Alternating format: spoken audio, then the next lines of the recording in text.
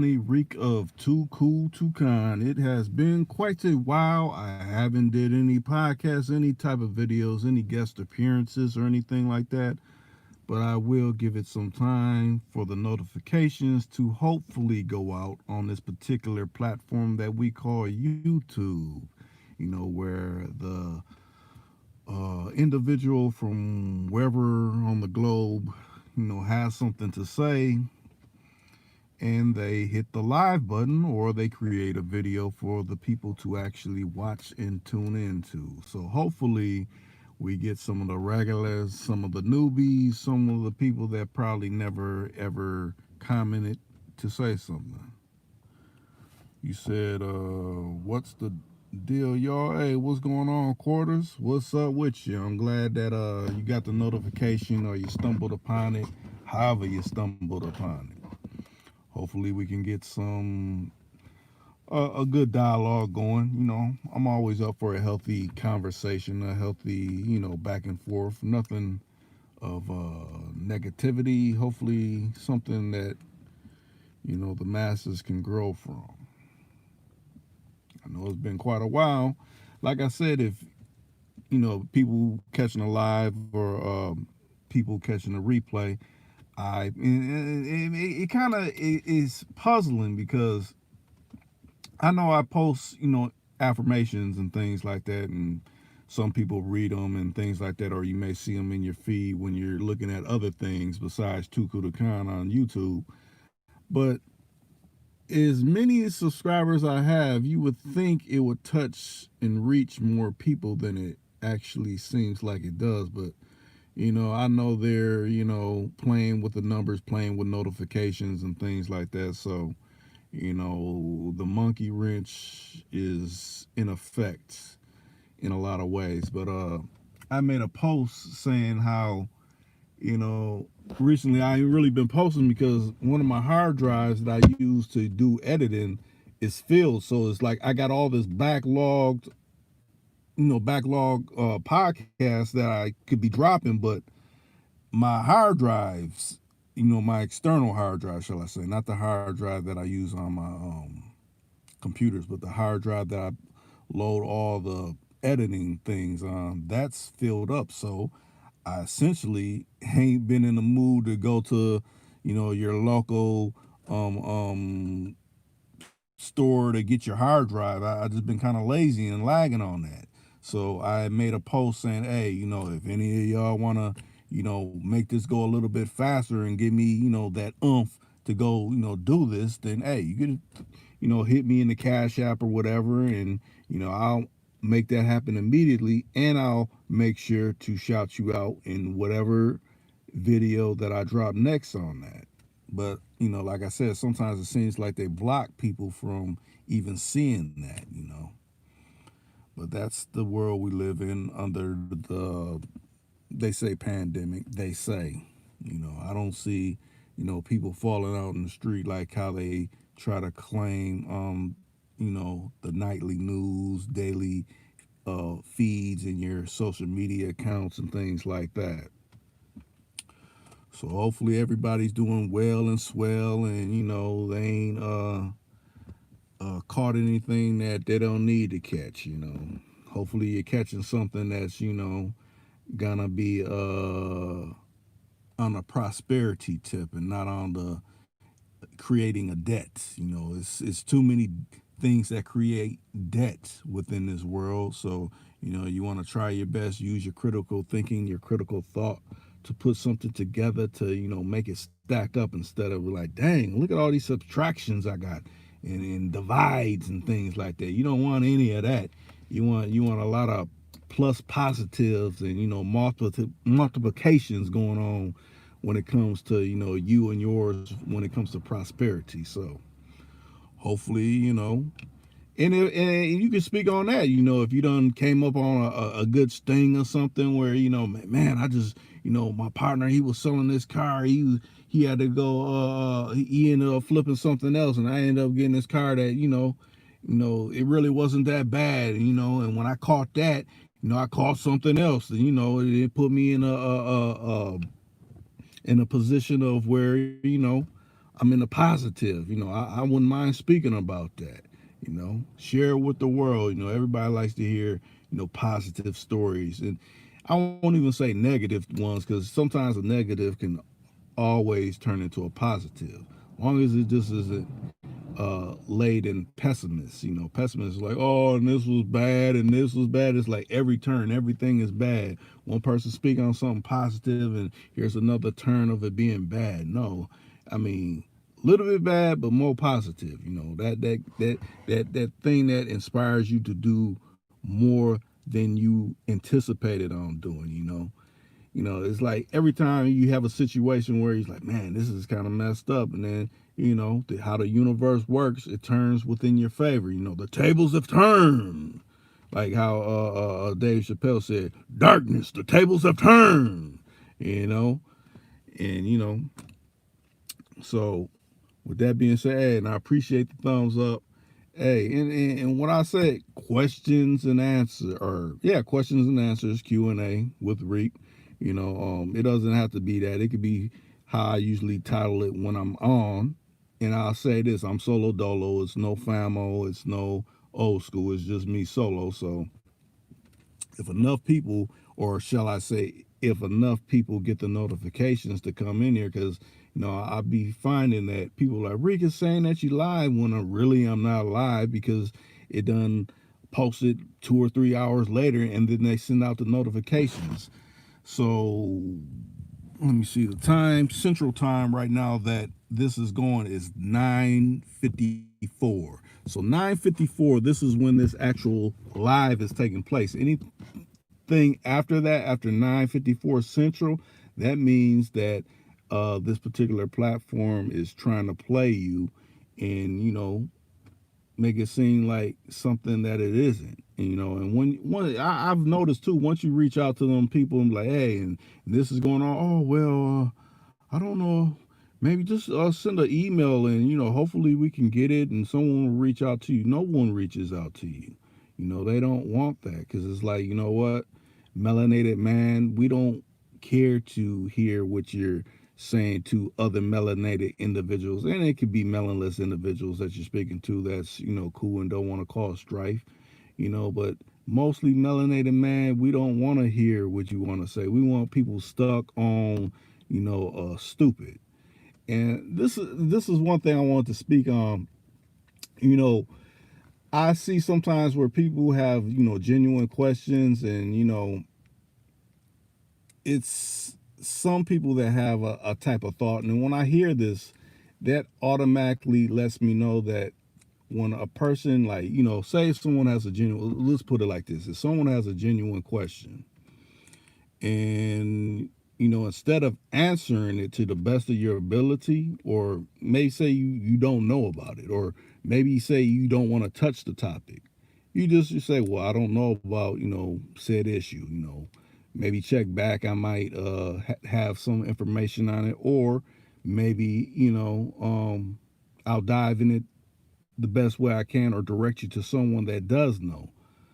Instead, when someone's asking a hard hitting question, you try to essentially throw them under the bus and belittle them, and uh, make them seem like they're a fool, when it's really a hard hitting question that can be something of value to that person and to others that are listening.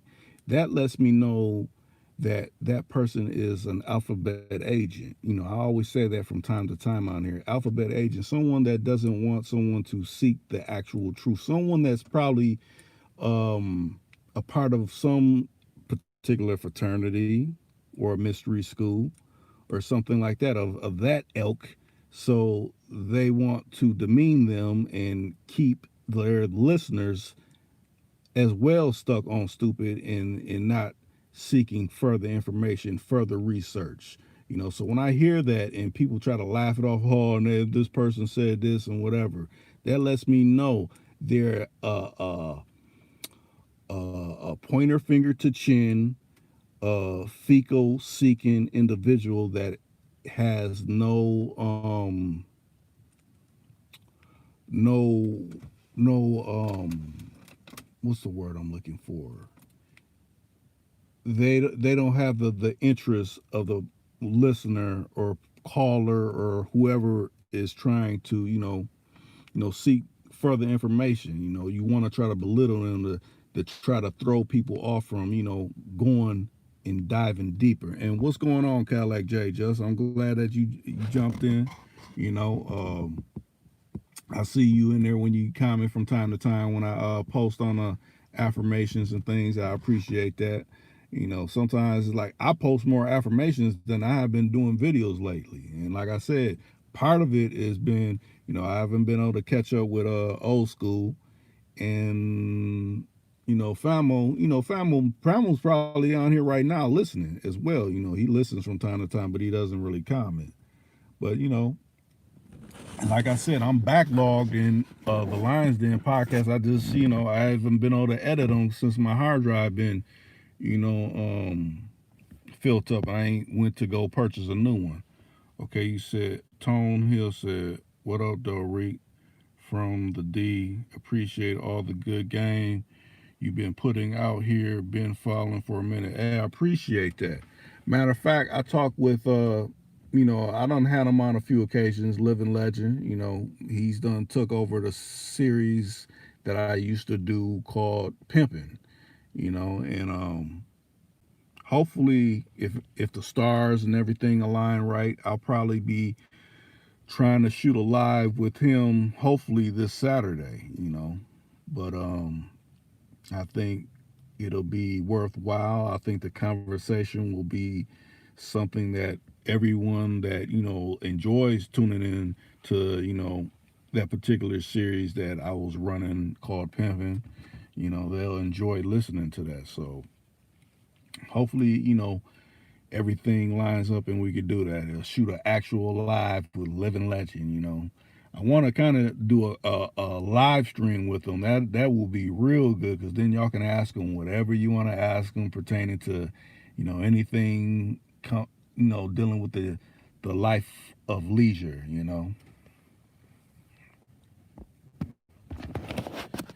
So, does anybody have anything they want to throw up there? I enjoy appreciation, but you can say, oh well, what do you think about the pandemic, or they doing this over in our town, or you know, um, you know, any current events or anything like that. We can speak on that. We can speak on whatever. Like I said, we can even do calls. But I don't like throwing up the calls unless it's enough people in here to, okay, Rick, I want to, call in or something like that. And when you think about it, I really haven't did call-ins in a long time. It's been a while, but see, the censorship's been so bad on this platform.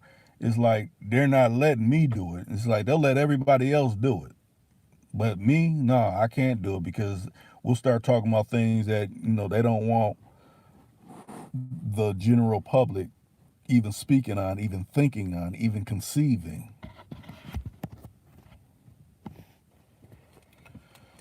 So let me see. You might as well say we'll be rolling into Friday.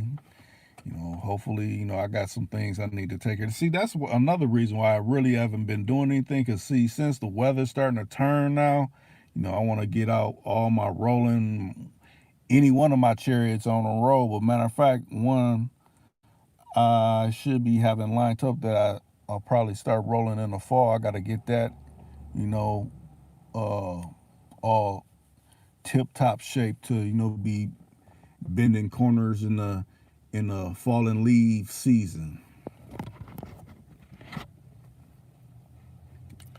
But yeah, hopefully when I get around to it, it's not that I'm um missing any audio of the Lions Den or anything. I got, like I said, I got countless audio of that. I just haven't put it up because you know them hard drives is like, and the thing is, I could dump some stuff off my hard drive, but I don't like doing that. I'd rather just buy a whole nother hard drive and then load all new information on it, because you never know with these platforms how they act. They can end up turning off everything tomorrow. And if that happens, if I dump something off my hard drive, then I don't have it anymore, or I have to re-edit it from scratch. So to avoid that, I can still have it on all these hard drives and repost it up on another said platform, or my B channel of Valley of the Pharaohs. That's another channel that I actually have. I just don't be active on it. Valley of the Pharaohs. That's another actual channel that I have. The B backup channel to Tukudakan. So you take time. It shouldn't be hard to find it, because if you look at every one of the Lions Dens, or the most recent Lions Dens, usually in the center of the page, you'll see the two pharaohs that say Valley of the Pharaohs. That's the B channel to Kudakan. So if it ever gets knocked down, it will show. You just have to look that up. And subscribe to the backup channel. As well as I have Tukudakan Afloat, Tukudakan BitChute, I think Tukudakan Twitch, but I just haven't posted anything on there. And I do actually have a Patreon too. Some people been subscribed. I know I don't post on there as much as I should, but usually if you're a Patreon supporter, shall I say, you get all of the content before it actually hits YouTube. I usually post links onto things that you may things you can see probably in the community page, but more so on there, people that are really interested in it. And I wanted to formulate something where it was like a certain live for people that's actually supporting, so that will give me the inkling to do more. But since they don't send out the notifications like they should, it doesn't matter how many people you got subscribed. If they're controlling how many people sees you know community posts, or certain videos where they can hear certain things, it's gonna taper off that type of support system. You said, are your titles based on your guests or just different shows? Well, when I do these lives, I like I said, question and answers with Reek. So that's just me. But if I have, say, if it says Rated Shot and the infamous Lisa Smith, now that's usually when they take over the channels, like their other guest hosts, and then they, you know, entertain whoever they have, you know, coming in on the show on live. They don't really do videos, but they do, live streams, and they take calls if, the numbers are, great enough to do that. But then, you have Professor Ken and me in the Lions Den, and it's me and him going back and forth about whatever topic. Or sometimes we do have highlighted guests. Like if you go to the main desktop page, you'll see we had Judge Joe Brown. I'll say this before any melanated brother done had Judge Joe Brown. We had on first when it came to like a podcast tip. I mean, now we figure it's so many other things. Now you got Zoom, you got what's the other where you get so many people you can see when they're going live at the same time and things like that. But before that actually came into concept, we actually had Judge Joe Brown speaking on various topics when it came to the criminal justice system. So you got it here first.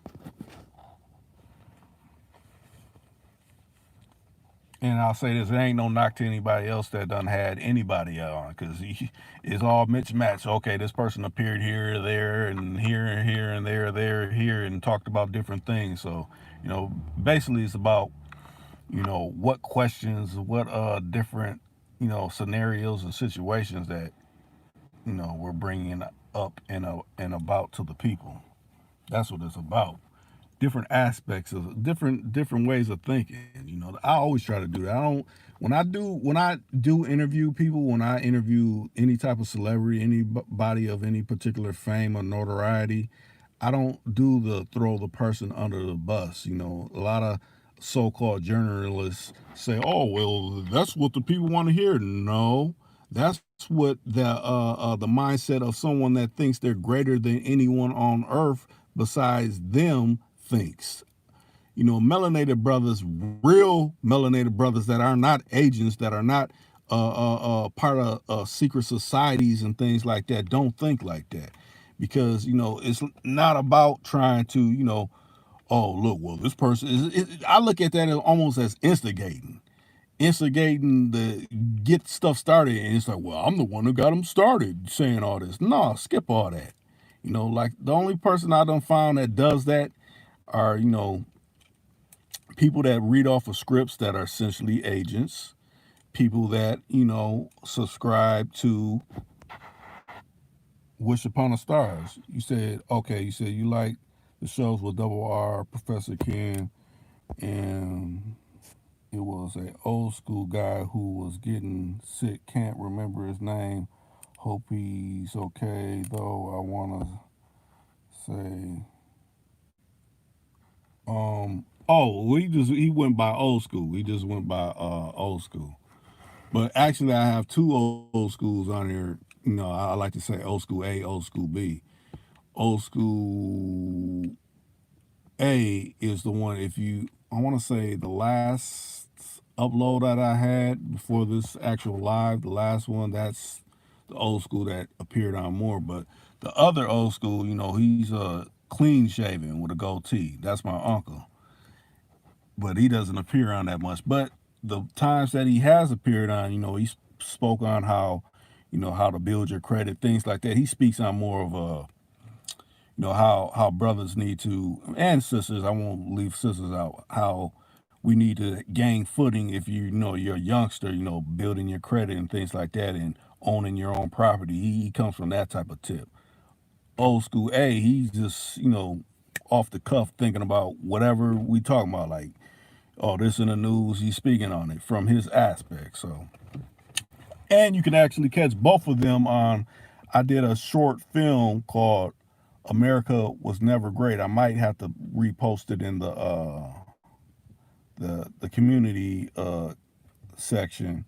But if you type in Tukudukan, America Was Never Great, you'll see the actual, it's a black and white video where they're conversing back and forth, and you get to hear two old schools perspective on, how melanated brothers are treated, within continually to this day and age. It ain't just, from back then, it's still till now.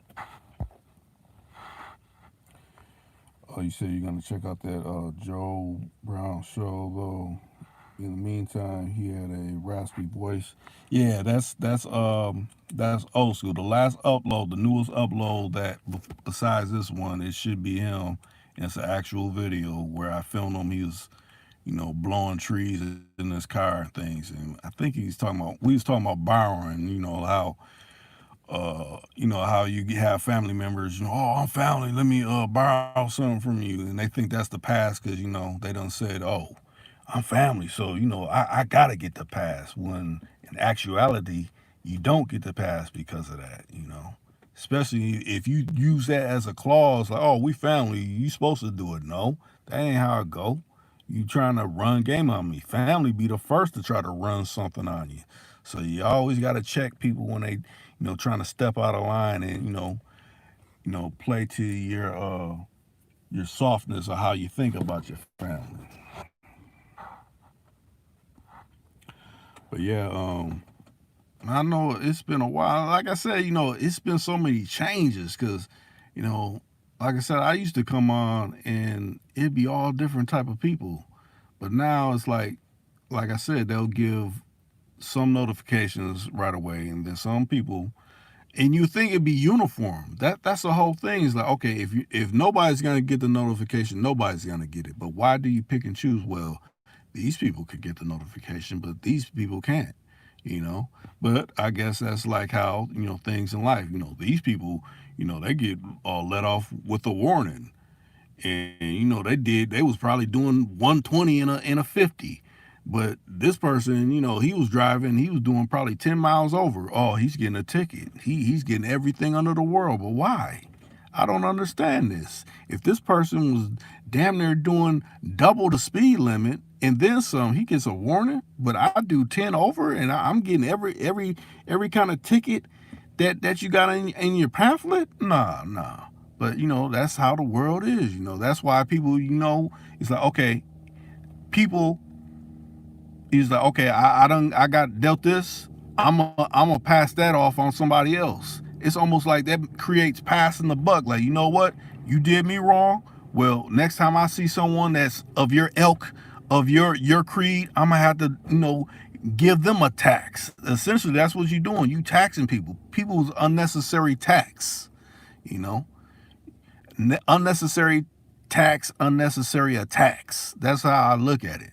Versus just being like, hey man, you know you was wrong with that.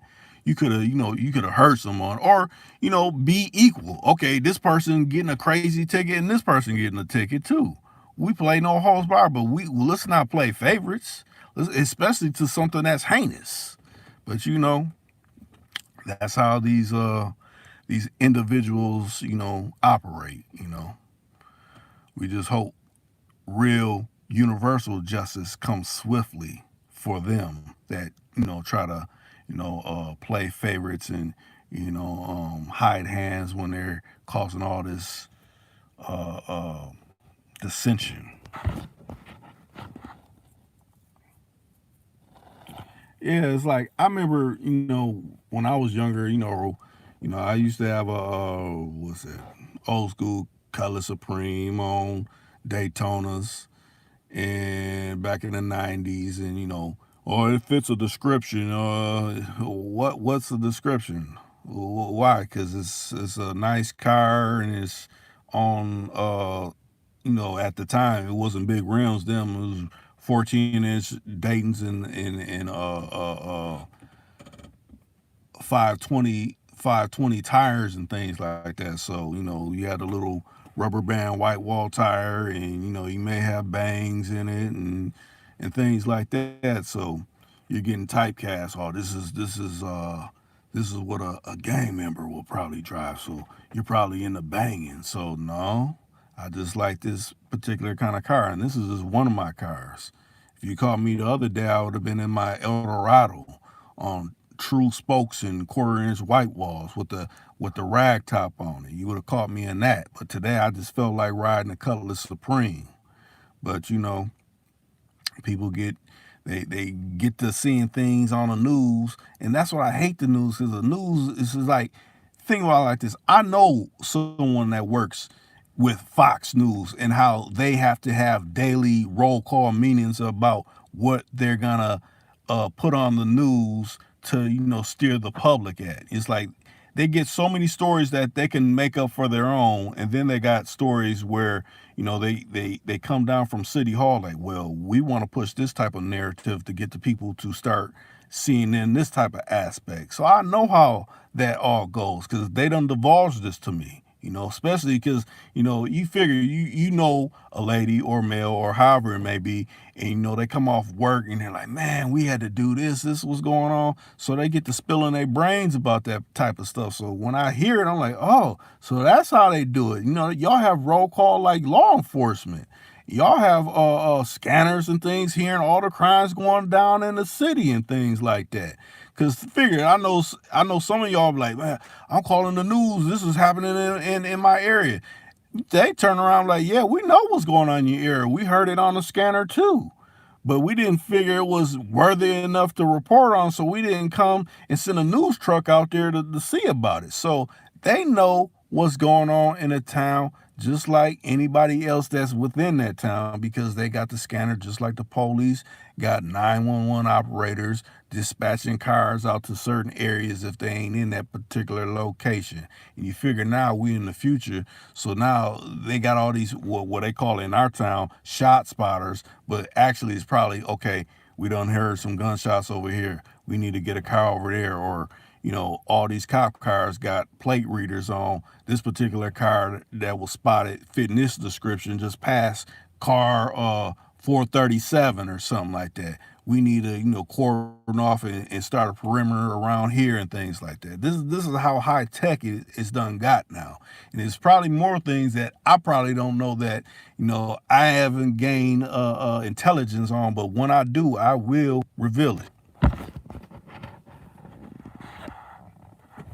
But yeah,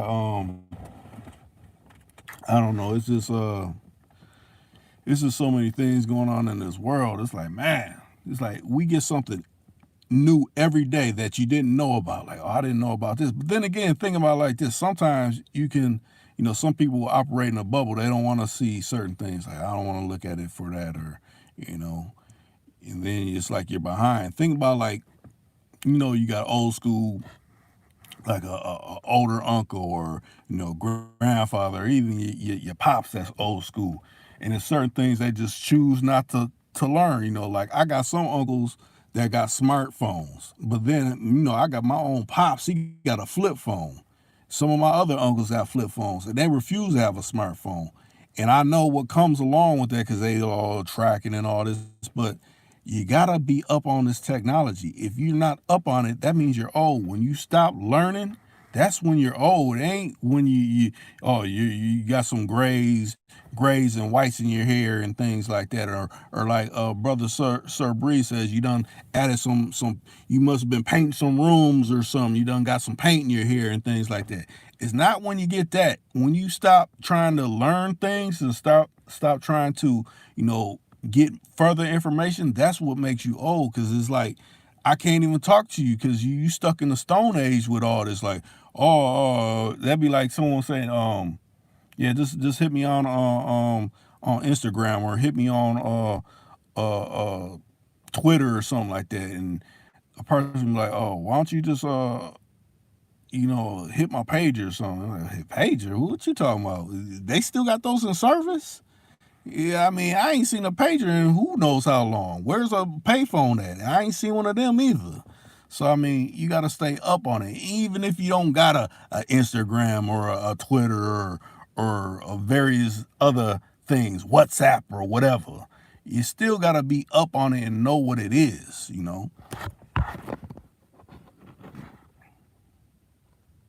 Yes, most definitely, Tony Hill. You said right. You gotta adapt, or you will get left behind. Most definitely.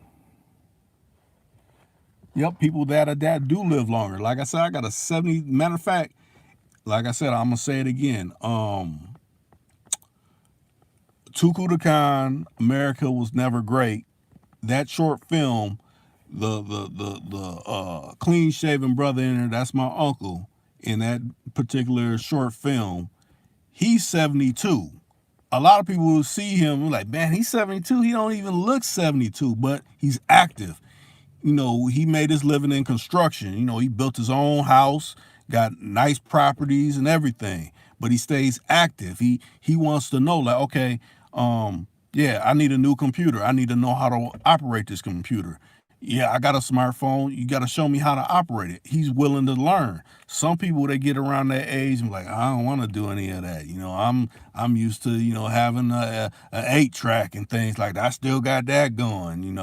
Or this player. No, I mean, stream your music. I mean, yeah, that's where we at right now. If that's what you want to do, stream your music and do different things, not just, okay, I'm stuck in my decade, I'm staying there. That'd be like me staying stuck in the 90s when I was in my 20s and things like that. Yeah, pop face. I got pop face in my car and or a pull out or whatever. No, we ain't on pull outs no more. It's on aux cords and things like that. It ain't even aux cords. You can Bluetooth your music right to your deck if you got a up to date enough vehicle or stereo system. So I mean, it's about staying up with the times, but it ain't about doing too much. Now, when I see older people, when they be using slang words all the wrong way, it's like, no, don't. You're doing too much when you do that. Here and there, you may use something and it may be cool, but you can stay in your own decade up with, knowing, can you dig it? Saying words that you say, that don't make you old. That just means, yeah, you're older. But when you start using youngsters' words out of context, then that's what make you old because you're using all the modern words in the wrong way. You know, I got a family member that be like, oh, it's Gucci. I'm like, okay, you're saying that, but do you really know what it means? Oh, that means it's good. I'm like, yeah, but how you're saying it, it don't sound right. It don't sound right coming from you because you're too stuck in your ways on other things. Oh, T, and then what's going on with you? What's up with you? Hey, um, yeah. So I look at it. Matter of fact, let me I'm a try to throw up this hotline number and see if anybody wants to call in. If y'all want to call in, I'm about to throw that hotline up. Hold on a second. I don't want to act like I'm not taking or reading your questions, but I'm the one man band. It ain't like I got a secretary where she can be like, hey, yeah, turn on the hotline number so the people could call in. It ain't nothing like that. So I got to do it myself. And with that being said, that means I got to scroll through this phone and make sure everything is copacetic for that to actually work. So just give me a few, and if you want to call in, then we can have an interaction. You're like, man, I actually talked with Reek, even though I ain't no big ass celebrity or anything like that. Hey, I feel I'm cool enough to talk with anybody. I ain't no Hollywood type or anything like that. I'm a regular everyday Joe that talks to people, that, may have some type of notoriety. So let me see. With that being said, okay, let me find this number. As soon as I find this number, I'm post it up so you can hit the hotline. Let's see. Um, it's like I never remember this number. It's like I remember it more when I do these lives more, but when it be a while, I don't be remembering the number. Okay. So I found that. Now I gotta go into my where I can actually post it so you can call in. Let me see. And I'll read your chat or your post in the chat. I just gotta get to where I could post a number where people can see it. Okay, so now okay, there it goes. Let me see.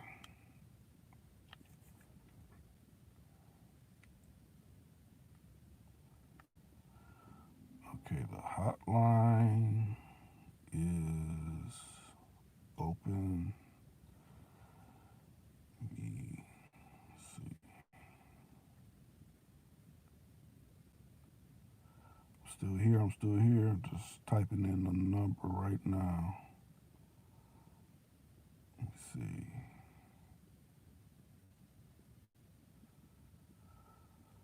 Okay, the hotline is open. I just posted it. Hopefully, it shows up sooner than later. Okay, you said, right. Do you think that some of the social media is a little more damaging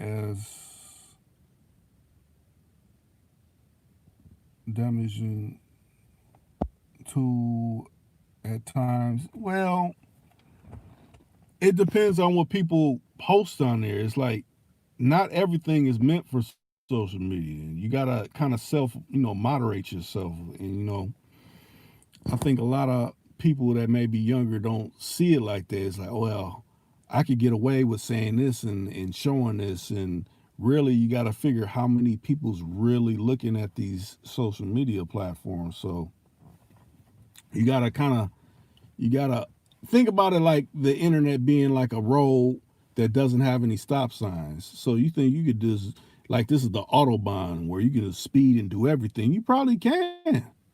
But in actuality, it's still stop signs. It's still, stop lights. But they're hidden, and essentially, you're okay. Because think about it like this. Think about if you were, running through all these stop signs and stop lights and all that. Well, in reality, in this life, that cop or whoever was monitoring you, they're gonna be like, when you get the ticket, it's gonna be like, well, look, you ran, you're getting an infraction because you ran it here. you ran it at this one, and then you hit this intersection, and you ran this. So they're adding up all the infractions. So, and that's going to cost you. So when it comes to social media, you're posting all these posts, and this post said this, and this post said that, and this post said you were going to do this. So that's infractions. That's things that's going to be speaking against you essentially forever, because figure the internet goes on forever. They say, oh, you can delete it. People screenshot stuff, people screen record things. So you just got to think about it like this. Okay, hold on a second, get in a call. To accept. What's going on? Hey, God bless, brother. Hey, I got a question, man. It might be kind of silly. It's just because I'm out. I've been locked up for a minute, so I don't know if the laws kind of changed in California. And I rent out properties and stuff. So one of my tenants, he didn't tell me up front because in my rental agreements, I put no criminal activity, no drugs or anything. But I just found out that he was growing marijuana on the property, and I was just wondering, is that legal in California? Well, I'm not in California, so I can't, I Oh, can't, my bad, bro. I can't answer that. But I mean, you're in California though, right? Yeah, I'm in California.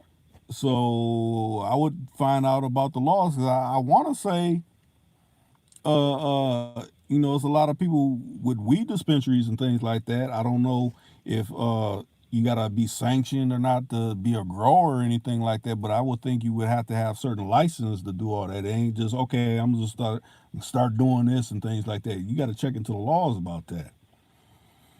Yeah, I just barely found out. Like I said, I've been locked down for a minute, and I'm like fresh out, so I don't know, how things have changed from being gone for a while. Right. But yeah, that's pretty much it, bro. And I've Okay. been a fan of your channel for a long time.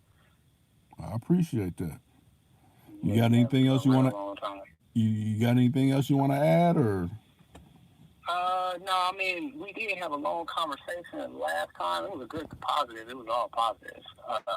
It was just crazy how when I got off the phone with you, bro, like 2 days later, because I was like fighting these charges, these felony charges, and like a couple days later, man, I ended up getting arrested in court, like Mm, with more charges. It ain't had nothing to do with you though. okay. It was just, yeah, it was just crazy. No, it ain't nothing like that. Right. It was just crazy though. But I ended up beating all those charges. That's a good thing though. Now tell me this. Now you said you own property. Yeah, yeah. So I was just renting this guy a room on the property, and I didn't know how the laws had changed or nothing. You know what I'm saying? I wasn't knowing nothing about the laws on the up and up because when I was locked down, I was just fighting the charges up in the county jail. So I was in the county jail. You limited to access up in the county jail, and especially with the coronavirus going on. Right. But I would say since you own property, how long have you owned property for? Well, I own this one for probably like since 2018 or something like that. 2017, 2018, I believe. Now you say this one you got more property. No, that's what I'm working on. I got a co-signer and all that. And my uncle, he's only like a year or two older than me. He seen what I was doing, and he seen that I succeeded in it. But he was blessed because he got master degrees with computers. Yeah. So he got a little bit of paper. He's been working with the computers for like 20 plus years. So what he did, he started buying properties too. He studied the real estate for like a year, but he willing to co-sign because he know everything that I was going through. So I'm trying to build my credit up to buy an apartment complex and so on. Right. Now what type of apartment complex you looking at now next? Like how many units? I'm not too sure yet because I want to study it myself. But I mean, I'd say probably like a quad down here. I'm down here in Fresno, California, so I was thinking probably like a quadplex, like some condos that's out there on Shaw and Palm. That's like the good area in Fresno, and they mostly do like quadplexes out there. It's like where the rich people be at. All right. It's like a good neighborhood. Now, the one you got now, is it out because how a lot of inner cities are being gentrified? Are you seeing a lot of gentrification in your area, or how is that? I ain't been out that long, but it seemed like everything is regular as far when you say gentrification? Are you talking about like when you rent out properties or just in general? I'm just saying, like, okay, like if you go through the city, is it like bike lanes and building bike lanes? Is it a lot of people that were probably never in the city, in the inner city, like Caucasians? You start seeing more Caucasians that probably came from the suburbs and coffee shops and things like that of that nature. That in the inner city, certain times, back in the 2000s or 90s, you didn't see none of that kind of stuff. That's what I mean by gentrification. Oh, okay. You know what, bro? Actually, that is. I'm glad you asked that because it is kind of different like that. Because the house is on the west side, which back in the days, around the time frame you named, like the 2000s, 90s, and probably like late 80s, it was Yeah. like a bad side of town, a real bad side of town. And yeah, man, they building schools, a lot of stores, and you do see like white people and stuff. Actually, my uncle that's in real estate said they supposed to build a college. They were supposed to be building a college over here in like 5 years. Mm. Like they invested like 66 million, and they're supposed to be putting more property over here too. Okay. But yeah, the answer to your question is yes. I see a lot more like whites. It ain't rough as it used to be. It's like changed. Yeah. Now tell me this, because I know my uncle. He goes through this. He talks with other people that rent their properties out and see what the rate that they're charging in that area, so he can stay with the, essentially with that rate in the area. So like, say you got someone across from you that got a duplex. What do they rent out a 2 bedroom for? Do you do any of that? Do you do any research like that? Like, oh, this brother over here is doing this. He's charging this much. They got a garage and maybe a washer and dryer in the basement already. I mean, how do you go about that? Oh, in Fresno, California, how it's going, it's like now. I don't know if it's because of coronavirus or whatever's going on, but like a cheap apartment is like $500. Because back in the days, like you could get you on the bad side of town, like slumlords or whatever, you used to get one for like 300. Mm. And then if you're gonna get all that washer and dryer and everything included, like you just said, and it's like a 2 bedroom, you're probably looking about probably like 12 to 1300. Okay. Yeah, because I remember I had an older cousin that would go in and out of Cali, and he said it was so high of a demand, people were renting out garages. I'm like, guys, garages for real? He ain't lying, bro. I done it before. Oh. When I talked to you before I went in, bro, I was renting out the garage, all the bedrooms. I turned the living room and a den into the room. I was even renting out the backyard space. I was renting like they had like 3 RVs. I was charging them rent for that. And building a back house back there and renting that as well. Like just renting out all of it. Mm. But it is in high demand. People is looking for a place. Now tell me this. Now, if say whatever a young brother's doing, we ain't gonna say what he doing, but whatever a young brother's doing, he want to change his life and go into something else. What type of seed money is he looking at to if he wants to buy a property or something like that? Say a duplex or a bungalow or something like that. If his credit good, he can get it. I want to say down here, I can't speak for everywhere else. Right. But if his credit good, he won't have to put nothing down. But if he don't got good credit, he have a cosign, or if the cosigner got good credit, well, I'm gonna answer that question, but it depends on his credit. How will we go about that? Then I can tell you the price. Okay. If you got real good credit, you ain't got to put nothing down.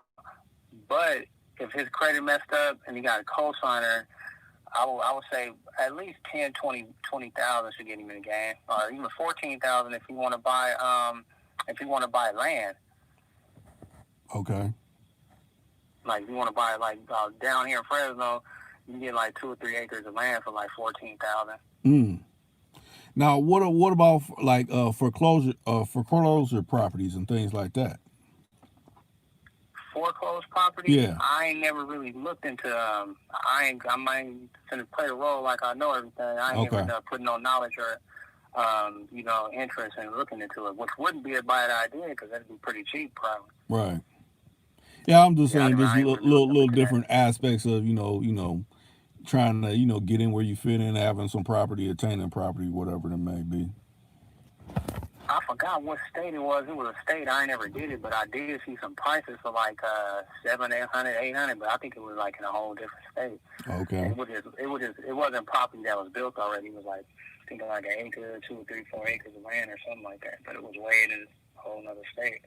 I just really just stayed here in Fresno. Okay. Now, as far as like maintenance, like, do you have someone that you can go to, or you can pretty much do a lot of that yourself?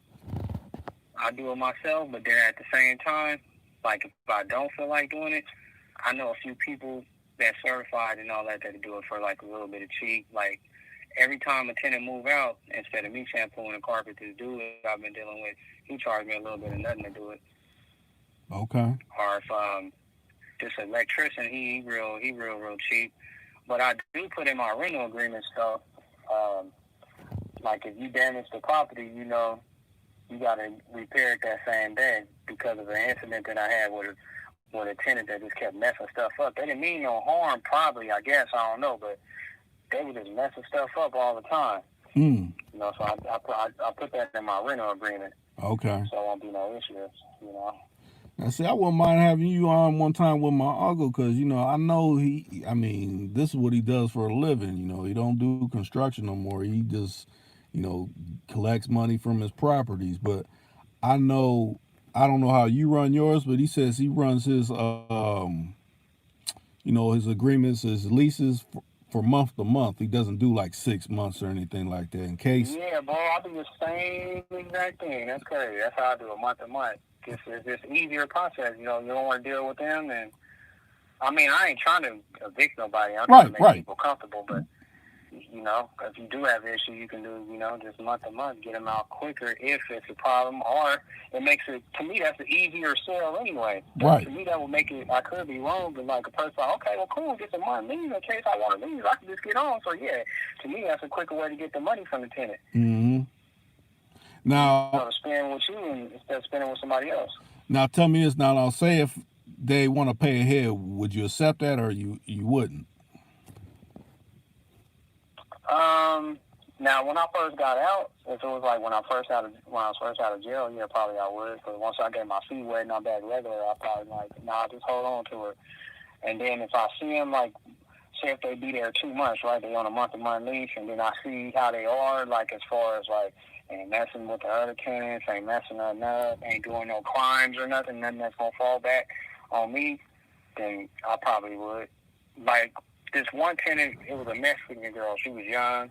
I want to say she was probably like 22, 23. She was originally only supposed to stay 3 months. It was a month-to-month lease, but she ended up staying there probably, I want to say, if it's not 2 years, like a year, 9, 10 months. The only reason she left is because I got arrested, and she still stayed after I was arrested. But she was like, man, I thought she was a serial killer because it was just too good to be true. I was like, something got to be wrong in my head because everything was perfect. She would pay up front on time, never had one problem, clean, smell good. She'd go to work, and she just come home. That's it. She don't bother nobody, no nothing. Never had a problem. So with somebody like her, then yeah, I probably would. Okay. Now, versus like this guy that I'll go ahead. Do you have them do the background check? I mean, do you you know, if they're trying to get your place, how do you go about, you know, the background check? I heard the background check part, but I didn't hear the rest. Your phone kind of cut out. I'm saying, how do you go about that, the background check? Because I know, what's it, like $50 to run a check? Do you have them? How do you go about that? I'm saying you can run $50. You can do that, or you know, you can. I don't know how it is in your city, but in Fresno, all you got to do if you want to go the cheap route, all you got to do is go. If you got their first and last name, right? Right. You go on the Fresno Superior Court Smart Search website. You type in their last name, put a comma, then put their first name. Anytime a person has ever been to court or ever arrested will pop up free. Okay. No matter what they went to court for, whether it was criminal or civil. And you can find all out. If they were guilty, you can find out the judges, the DAs, the lawyers, you know, what motions was found in court, what the judge said, what the lawyer said, what the DA said, and what the person agreed to, what the charges was, everything. What the fines and fees was, if those were involved. Now, how do you So how that's do how. no, I'm sorry Oh, to go ahead. cut you off. I was gonna. How do you Oh, I'm sorry. You got it. go about when you write it up? Like, is it just one per? Like, say if it's a dude and his girlfriend or something. Do they both got to be on a lease, or just he got to be on a lease, or how does that work? If they're married, they're both on a lease, or how do you write that up? Because you know how some people try to get away when they try to sublease, like, okay, I'm gonna let you stay here and make my little money on the side. And how do you weed that type of stuff out? How I do it is I put whoever on the rental agreement, I put them on there to get a copy of their ID, and I scan their ID to the rental agreement as well. I'm not trying to do nobody shady or nothing, just, so it'll be all legit on both parties. And then if it's going to be a couple, I will charge $50 extra. But for kids, I don't charge free. Okay. I mean, I don't charge a fee, my bad. For kids, it's free. All right. I said that wrong, but yeah. Yeah, that's how I do it, though. I put both their ID on there. I put them both on there. Now, how far are you away from your property? Who, me? I live on the property right Oh, now. okay, yeah. Well, man, that's because Yeah, that's what I was about to say. My uncle, he lives right next door, so when he sees somebody coming in with a key that ain't the person that signed that rental agreement, like, wait, who is this? You know what I'm saying? It's kind of like, yeah, man. who you got going in here? Why is this extra bed where it shouldn't be? Or in a basement or somewhere where it shouldn't be. Like, who's these extra people?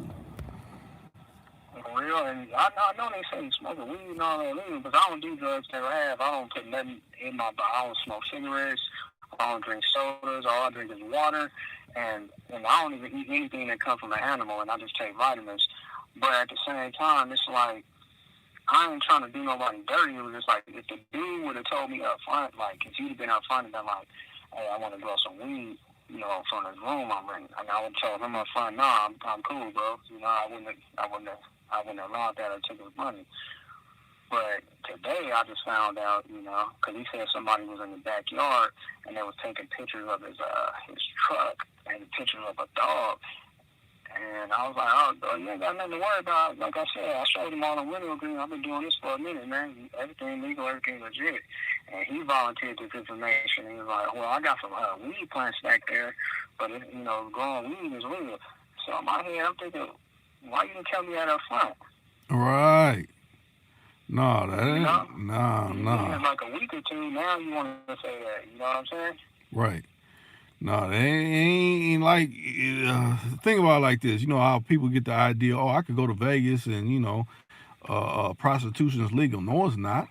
Maybe if you're at a bunny ranch where it's sanctioned, yeah.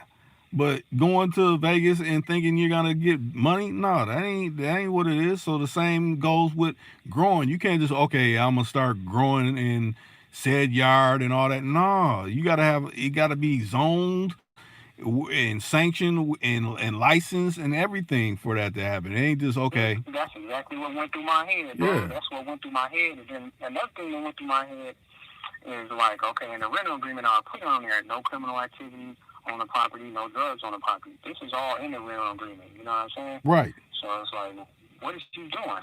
Right. And two, like I said, I just got out, bro. God bless me, man. I was facing over 50 years. Mm. You know what I'm saying? But I got my charges dismissed. So I'm like, I'm fresh out. I am not trying to deal with any drama. Right. Right. I mean, you could have went right to that to your thing. Like, hey, see, you done fractured it right here. And you act like you didn't see what I wrote down. You act like what you put your name on and signed your John Hancock to, it didn't mean nothing. But you done fractured it right there. I mean, my legal right to say you got to exit stage right now.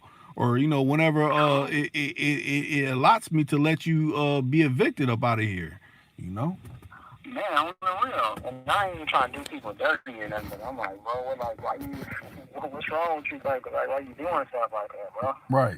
Like, why you unappreciative like that? You know what I mean? Mm-hmm. Let me say this real quick. Malik, what's up? You said checking in. Hey, I appreciate everybody that's done checked in and said something and spoke up. Hey, and just I could have multiple people on the call, so you can still call in. The hotline is still posted. But let's get back to what you were saying before I cut in with what I was saying. yeah, I was just thinking, you know, like I ain't putting him in no drama in a position to where police can come and bother him, and he has something to worry about because something possibly criminal is going on. So I would want that same respect back. You know what I mean? Right. Because you know my name is on the house and all that. So it's like, man, what you doing, bro? Right, because it falls back on you, not him, because he's just a tenant. Yeah. Yeah, I'm thinking too. I'm like, I know every race commit crimes. I'm like, what's wrong with this white dude? You know what I'm saying? This dude tripping. Yeah. They got that 3-year-old daughter in there. Right. We ain't got the crime sold up. Shoot, there's so many all other kind of creeds that got crime going on too. So, yeah. Yeah, they need to put the brother down and you know, judge him and think I'm bad and nothing. Just don't feel too cool, make me feel uncomfortable, like, you know, it's written to him, you know what I'm saying? Mm-hmm. Like, man, what's your problem, bro? Right. But yeah, man, I've been a fan of your channel for a minute. You got some good questions. Even last time when I called in, before I went in, you came with some powerful wisdom. It was like you and your homeboy was on three-way. Okay. I can't remember. It's either FAMO or old school, you know.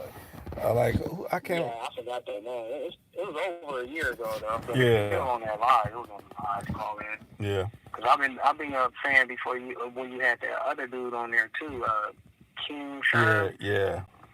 That's how far back I used to watch your stuff. That's the only reason why I brought his name, man. Okay. I've been a fan for a minute. All right. Yeah, I mean, I look at it, I done had females on there, they done came and gone, but you know, people's lives change sometimes. Like when I had females on, a lot of people like, why ain't they on no more? And like they had a change of heart and they just reached out to me like, hey, would you not, you know, have me on here no more? Like, hey, you said you wanted to be on, now you say you want to be off. Hey, it's good either way. I ain't gonna be all trying to, you know, hold your audio, you speaking about whatever, you know, and you don't want it on here no more. I'm gonna respect your wishes. Yeah, that's real, man. That's all respect right there. Yeah. But yeah, man, it's good talking to you, man. Keep doing your thing, man, and just stay prayed up, and, you know. Right, and I'm glad that you beat your charges too, you know, or you got found, you know. Yeah, man, I thought I was through with money, bro. Them charges were serious. I thought I was through with money, so I guess that was God's way of bringing me closer to God. I did have a lawsuit for those charges, but I didn't want to sit in there no more longer because I was trying to go to a speedy trial, right? Right. And my timeout date had expired already, and my lawyer had filed for a dismissal. But their excuse was the coronavirus, so they said that the government, the Chief of Justice had extended the timeout date for speedy trials for an extra 30 days. And my lawyer was like, well, you know they're going to probably be doing that until the coronavirus is over.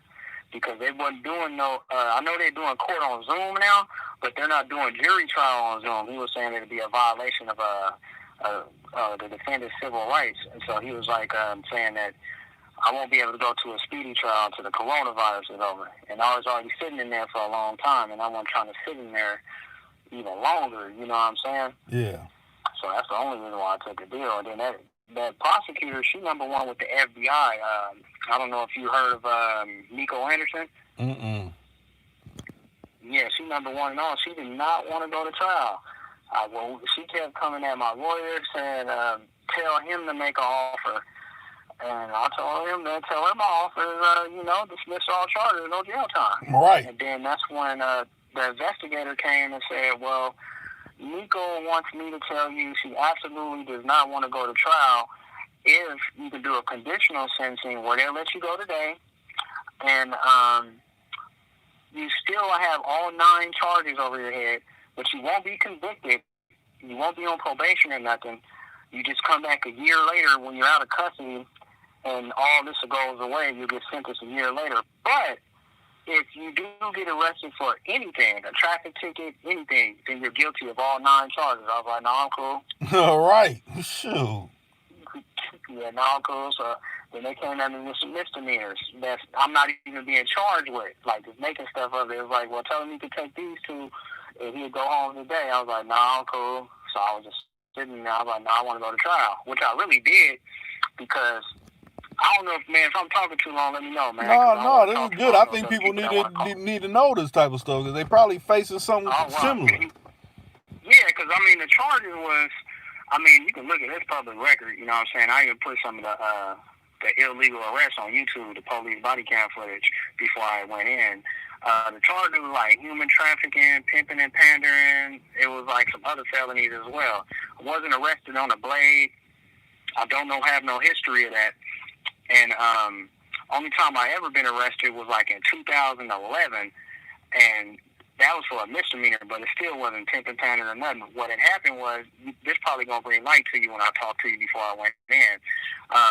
Like I said, the cases all got dismissed. You know what I'm saying? So the girl, she had got arrested, and I hadn't seen her a year or two. She got arrested for stabbing this white girl. Man, she stabbed her like 8 or 9 times, and it was 2 inches away from her spine from killing a white girl, and it had nothing to do with me. And she went on a run.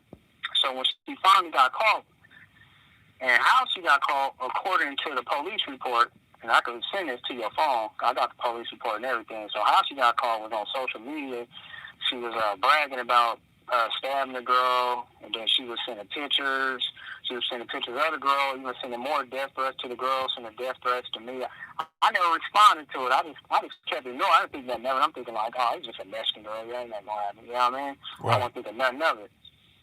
So her second day in custody, according to the police report, because I don't have no criminal history like that, her second day in custody, she requested to talk to detectives.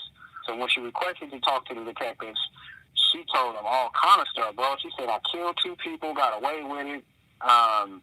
She said, I was her pimp. She said, I was the white girl pimp. And she was saying that she made me a lot of money every day. I got a lot of pretty women. I mean, she said, this one guy, I threw him off of the second flight of stairs. She said his name and all that. Said his name was Chase Pops or something like that. So I hired and none of this was current. Everything that she was saying while she was in custody for the attempted murder, which got dropped to assault with a deadly weapon after she made these allegations against me and I got arrested. Yeah. None of this she was saying was current. She said all this happened in 2015 and 2016. The reason why she can't say nothing that's current, like she told the detectives, I hadn't spoke to her in over a year. She was blowing my phone up. I blocked her. You know what I'm saying? I didn't answer none of her calls, none of her text messages. And none of them phone calls or text messages, it's another reason why I wanted to go to trial.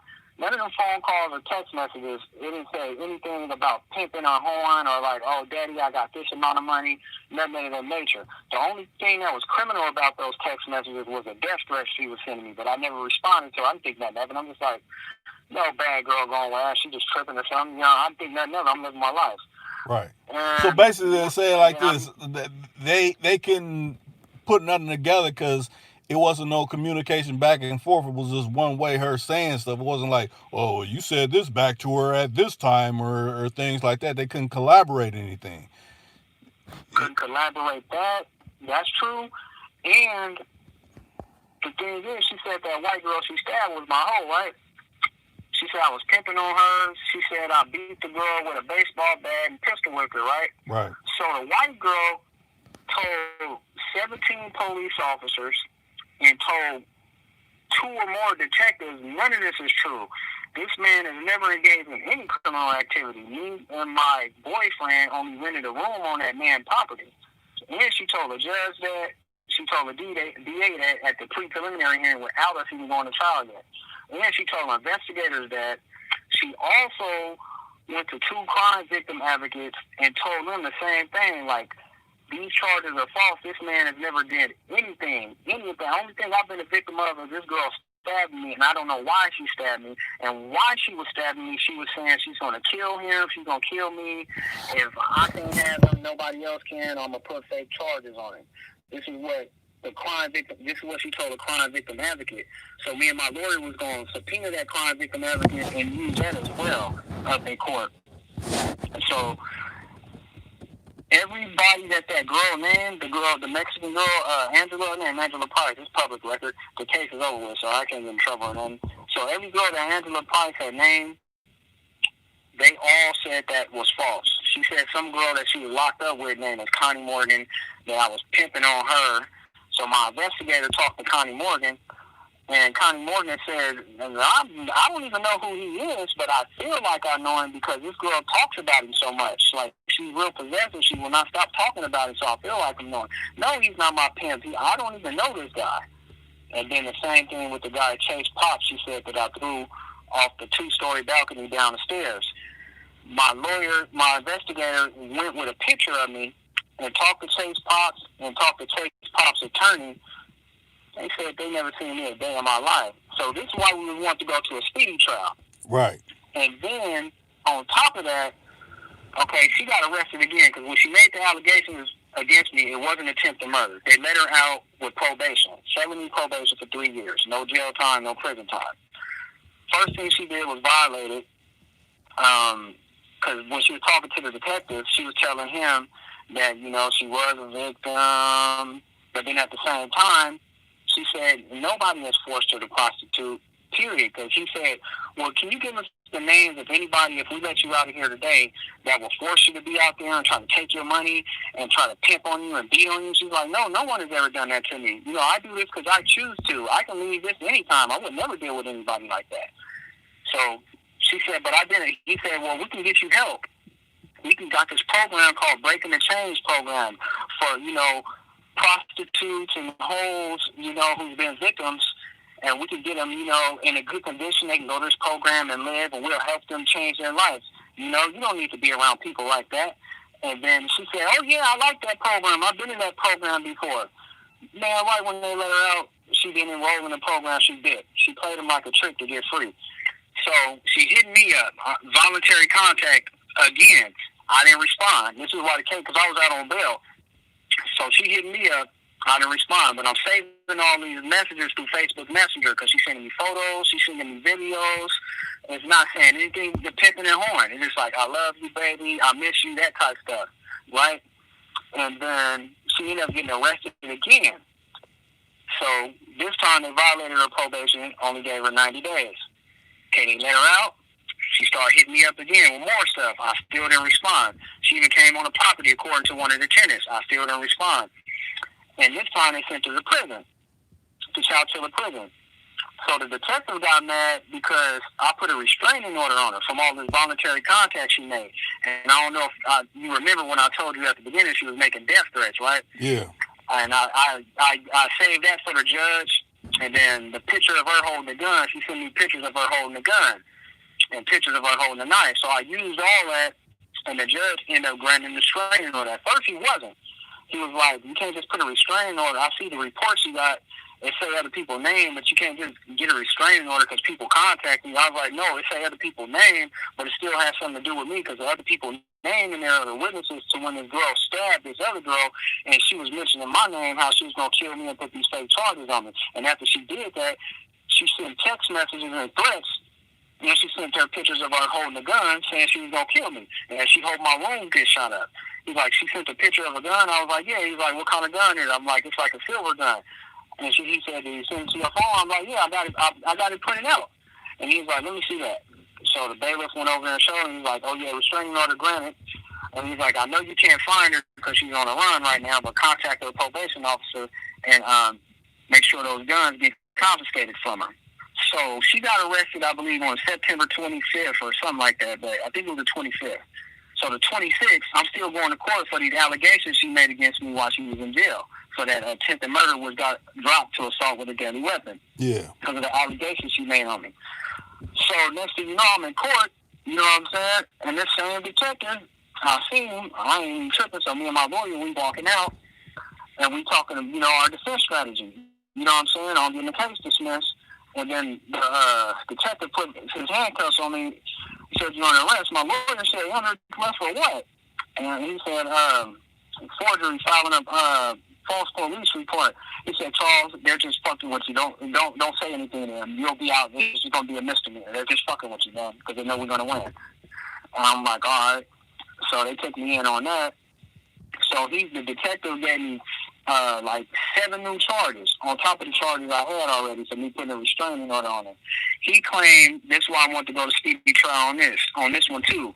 He claimed without him seeing a handwriting expert or without him seeing my driver's license signature, he claimed that the proof of service signature, he's saying a lady named Celeste Robles signed her signature on there, but her signature doesn't match her driver's license printout because he said he went to the DMV database, he got her driver's license printout, and it doesn't match her signature that's on the proof of service.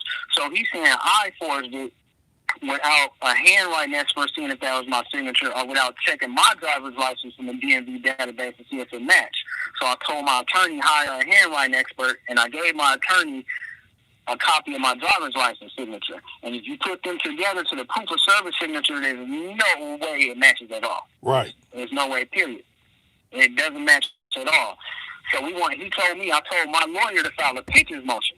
Because if you file a pitches motion, that's when a detective or a police officer lie on a police report intentionally, knowingly. And they know this because, to me, it's a lie. Because if you seen her driver's license signature don't match her signature on the proof of service, and you ain't seen mine, and you ain't seen my driver's license signature, and see if it matched the signature on the proof of service, how you gonna say I done it? To me, that's a lie. Mm-hmm. You know. So my lawyer told me if you get him on the stand, if he says on the stand that you forged that signature, then I'll file a pitches motion. So at the preliminary hearing, he asked him. He said, "Do you have any proof that my client signed the signature on this proof of service?" He said, "No, but I just know he did it. I know he signed that signature on there." And then the lawyer gave the DA and a judge a copy and said, "My client's signature is nowhere similar to this signature that's on this proof of service." So he was supposed to file a pitches motion, but he didn't because we ended up going to trial after all. Not that we were scared. They dismissed him, those 2 felonies with the forgery charge. And like 4 more of the misdemeanors. They dismissed all the other charges too, the human trafficking and pimping and pandering, but we was gonna file a pitches motion to get that one out the way too. But yeah, man, I came out victorious, you know what I'm saying, as far as that go though. Right. So I had to sit in there for some time. Now Malik commented, he said, "Damn," and then Malik said, "Yeah, she asked for that arrest," and then Cadillac J just said, "Damn, he was going through it." I didn't even add everything else in there about her threatening me in court, right? She threatened to kill me in court. I got the court transcripts. She threatened to kill me in court. I'm out of custody on bond. She still was in custody for that stabbing. But we had the same judge. Like, even though I had my separate charges that I was being charged with, but we still had the same judge. Right.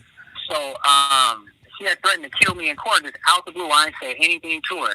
She just threatened to kill me, and then the sheriff, the bailiffs, they pulled their guns out on her. You know what I'm saying? And the judge asked her, "Is there something you got to say?" And then she told the judge, "I don't give a fuck." And they took her to the back. And then they brought her back in, right? Mm-hmm. So they gave me another charge for that. They didn't charge her. They actually granted her probation. And they gave me another charge for that. So that's why I was trying to have my investigator get the video footage in the courtroom, but he was claiming that you can't get video footage in the courtroom. So I got the court transcripts of that hearing, which shows not only did not say nothing, but it also shows that, the judge told me to get in touch with my attorney because I was having 11 conflict of interest before I had a paid attorney.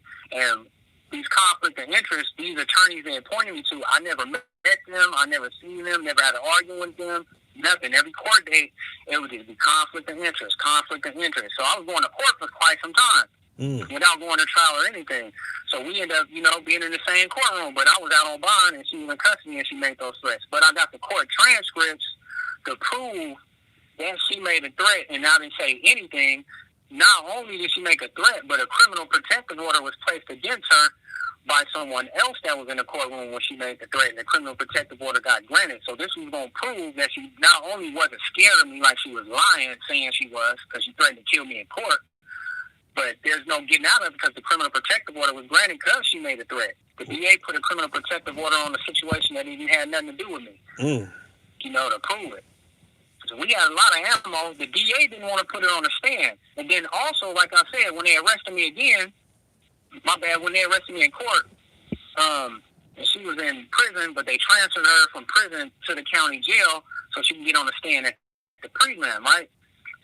She was writing me letters, apologizing and all. I kept all the letters. I had the private investigator come make copies of it, and we was gonna bring all that ammo out because she coming clean now. You know what I'm saying? She coming clean on how she made all this up, and she was just mad. She was upset. She'd do anything to be with me. She's desperate right now. It was just real ugly, man. Like every time she would send me a letter, man, I felt like throwing up because I knew all this time I was facing. Because the low term sentence, my lawyer was telling my mom and my family was like, well, you know, the low term sentence will be 3 strikes, 85%. So you would have to do 23 years out of the 25 years. That would be the low term sentence. But 3 of the felonies, that's not all the charges, is what he was saying. And he said I would have to register as a sex offender. That's if I was convicted at trial. That would be the low term sentence. But if you look Nico Anderson up, she don't give no deals. The lowest she ever gave somebody, and this is from me being in custody, they gave this dude like 10 years as an offer. And she said that was a package deal. And the dude was like, man, I ain't taking no 10 years. That ain't no deal. Right. Yeah, so she don't play around, you know what I'm saying? But she was the deal she offered me, that was all no jail time. It was all, I go home that same day.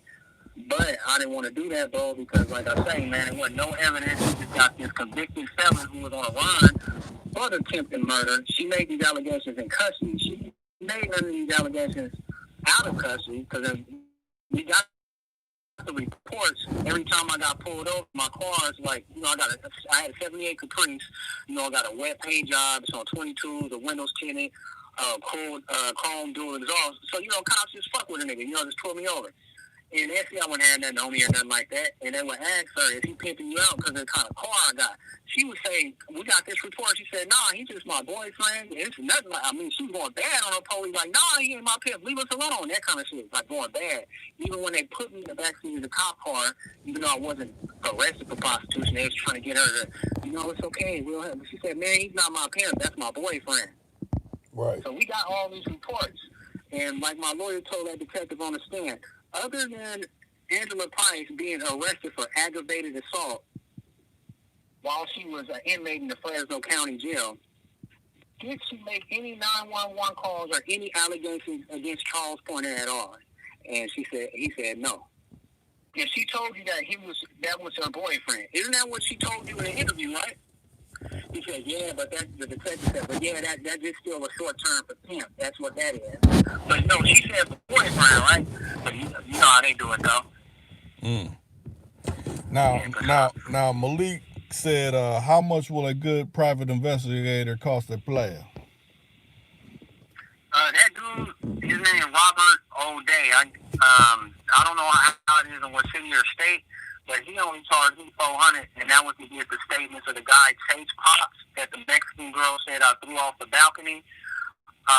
And then that was the statements of a girl named Gloria Sanchez who owned the cell phone I was arrested with, but the police tried to say it was mine. And then that was to investigate the white girl that had been stabbed by the Mexican girl. The Mexican girl said I was her pimp and I was beating her with a bat. And then that was to investigate the white girl boyfriend. His name was Chris Fields. And Chris Fields even said that he just lived on a property that, you know, ain't nobody ever pimped out my woman, you know. And then another person, that was like one more person named Von Lewis, which was another white girl who Rayanne was on the phone with. Rayanne was the white girl that got stabbed. Rayanne was on the phone with a white girl named Yvonne Lewis while she was getting arrested, but the detective said she was on the phone with Charles. But Von Lewis confirmed that isn't true, that no, that's my daughter. She was on the phone with me. She's not my real daughter, but I call her my daughter. So for those 5 witnesses, he had charged me like $400, and then to get the report, the background report on the detective as well. He ain't charged me $400 to do all that. Okay. That's good to know. People sometimes. Oh, my bad. And he also included in that was he subpoenaed the cell phone records because the detective was trying to say that it was my cell phone, but I already knew it wasn't. You know what I'm saying? So to subpoena the cell phone records from Metro PCS and prove that it wasn't my phone, that was included in there as well. Okay. And if he tell me, if he use that private investigator, if I can give him his number, all you gotta do is say, Charles send me, he'll cut you a deal. Cause I work well with him. He's an older white dude. He know all the judges and DAs in Fresno. I don't know if you know him in the city or state that he ain't know. Yeah, I mean, they probably got other connections throughout, different cities. Like, oh, I know someone over in this city or something like that. They can put a person in touch with, a person in their location too. So, I was gonna say too, with the comment that came through about social media. Do you think social media is a double-edged sword? I mean, it could be a good thing if you're gonna do things positive in life. It's a good thing. But if you're gonna do things you ain't supposed to be doing, then yeah, it can cut you with it. Like, cause I mean, everybody that get caught up doing things they ain't supposed to be doing, they already knew before they was doing the things they was supposed to be doing, ain't supposed to be doing. They already knew if they got caught doing those things, what can happen. Right. Yeah, because I look at it like this. Think about it like, you're flossing in the street where, you ride a certain car or something like that. So many people see you like that. But if, you're showing how much money you got, showing, you got certain firearms and things like that, you got your location on Facebook so people know when you're home or not. So you're setting yourself up to get robbed and all kind of things that, people fail to realize that, there's people out there where, their stomach is touching their back. So it's like, you know what? This person's having it and I ain't. And, that's another angle where, someone could get hit. And if that do happen, they do get hit. Or if anything negative do happen, the person that was doing that flossing and all that on social media, they got to be a man within themselves and understand the mistake that they made. Like, well, I shouldn't have been doing this. Right. You can't be mad at you. I mean, I'm not saying it's okay for somebody to get arrested or get hit, like you said, but if that do happen from what you're doing on social media, you got to be a man deep up in the inside, like, hey, man, I knew I shouldn't have been doing this on there because this negative stuff could have happened to me. This is the bad side that could have happened to me. The good side, if you the type to chase clout, and I'm not putting nobody down or judging nobody because I leave it up to God, but if if that's your entertainment, if that's what makes you happy to chase clout and give views and likes, just understand there's a negative side to it too. Right. And then also think about like this. A lot of people don't think about it like this. When you're doing that, you're actually making someone's job easy because all they got to do is look through all them posts and like, oh, we solved a crime right here. We just got to read these posts. True. And, hey, man, that is so true, bro. I mean, prime example, I live in. That's what. If the police report is true of what they saying of how Angela Price got called for the stabbing, that was evidence. They identified a mole that she had on part of her body and all that in the lineup from the Facebook post. If the police was telling the truth when he made that report, on the discovery. Right. So, yeah, it can't happen to you, Yeah, it can't. Yeah. With that being said, been on 88 minutes. I didn't even think I'd be on this long. Usually I would go out at 15 minutes when ain't nobody said nothing, but hey, how did matter of fact, let me ask you, how did you just stumble upon a channel or did you get a notification? I was actually on YouTube and then I seen at the top, it wasn't a notification or nothing, it just showed Reek Live, question and answers. Okay. And I just clicked on it. All right. Yeah, I probably did get a notification, but if I did, I didn't hear it. But that's how I got it. I just I can go on YouTube from your cell phone. Yeah, you see the thumbnail or whatever. The videos from top to bottom. Yeah. Yours, I think, was like either at the top or on the second. It said that Reek was live, and I just clicked on it. All right. Well, let me see. If anybody else got any questions before, because I was thinking about wrapping it up. I mean, you done got a mouthful, and people catching the replay, and caught the previous ones where me and you had conversated. You done got an official update on, Yeah, no jail time like what's that in when Sosa's talking to Tony Montana. No jail time. No, no jail time at all. That's You real. good? Yeah. Man, that's real, bro. It tripped me out. One last thing that tripped me out before you get off, bro, is I don't know how this happened, but Angela Price's parole officer came to my house yesterday asking me if I seen her. What? The girl who put all these charges on me because she just got released from prison, I believe, September 6th. Her parole officer came over and asked me if I seen her. Like, she didn't really believe me. And I was like, I got a restraining order on her, and she put all them charges on me, man. My life could have been over, man. Right. Like, he wanted to come in and everything. That was just crazy. But you figure, it's so many, they probably deal with so many goofies, they probably figure, well, he probably took her back. Nah, not through all the hell she done sent me through. I'm good. Hell no. Hell no. They could have caught the coronavirus in there, too? Oh, nah. Huh.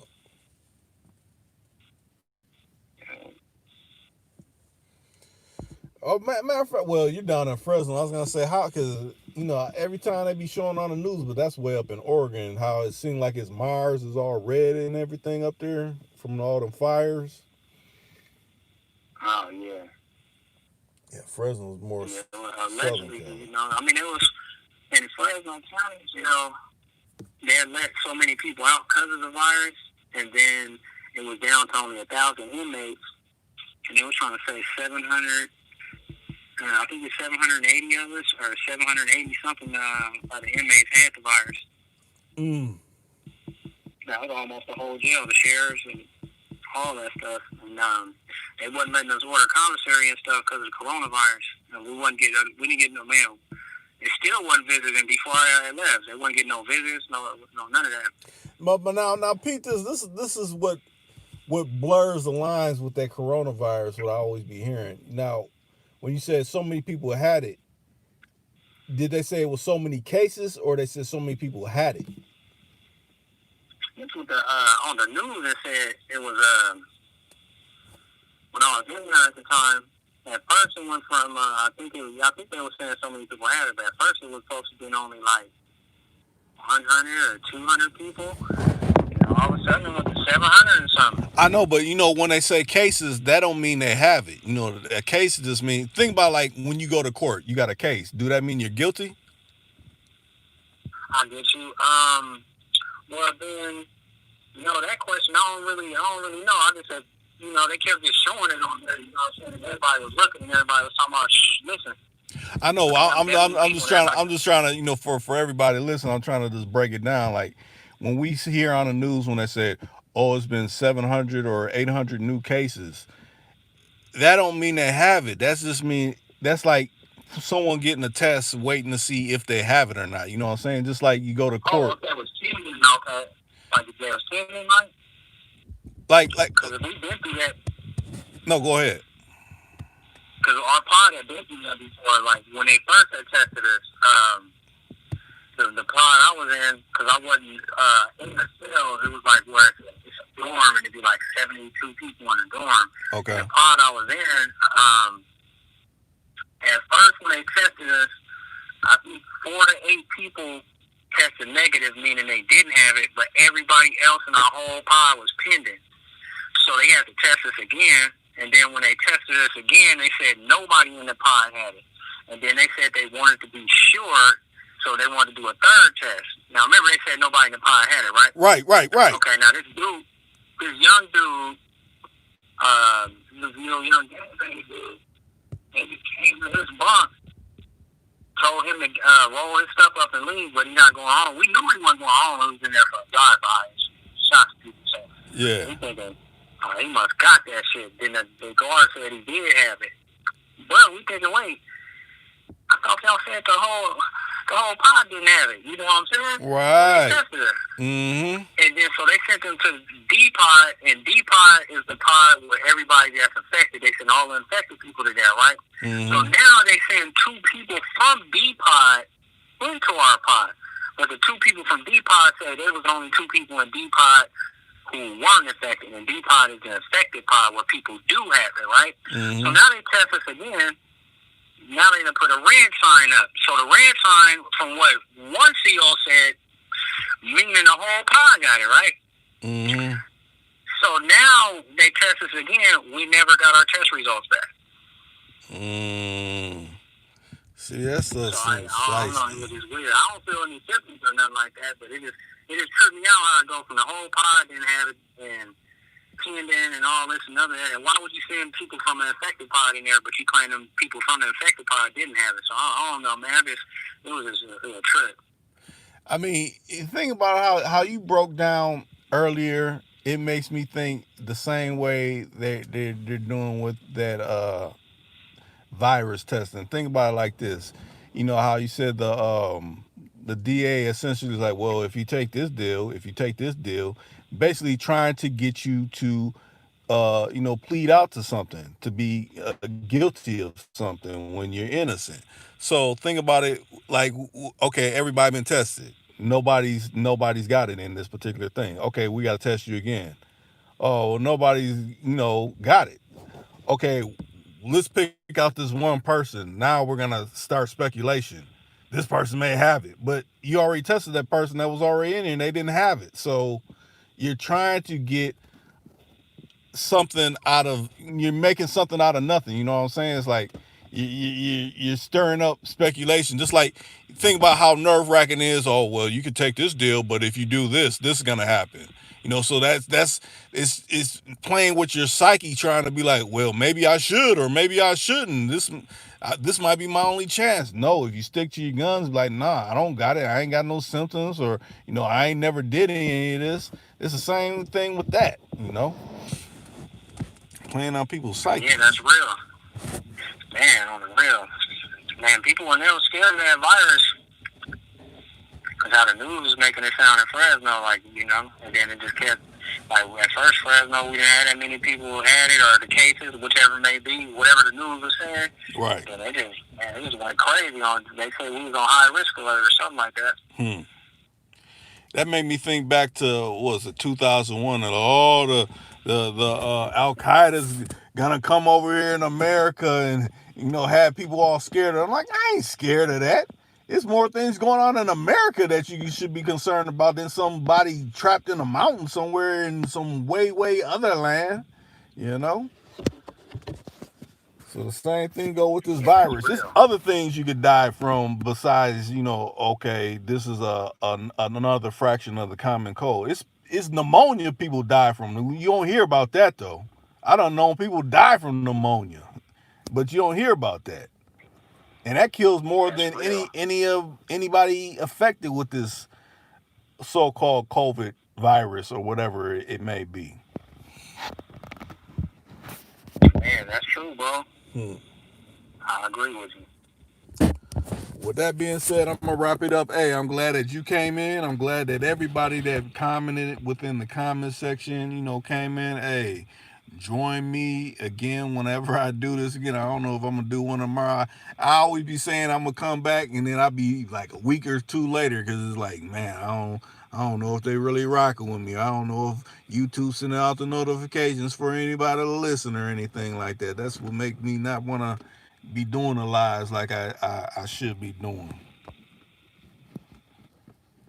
But I'm glad you called in and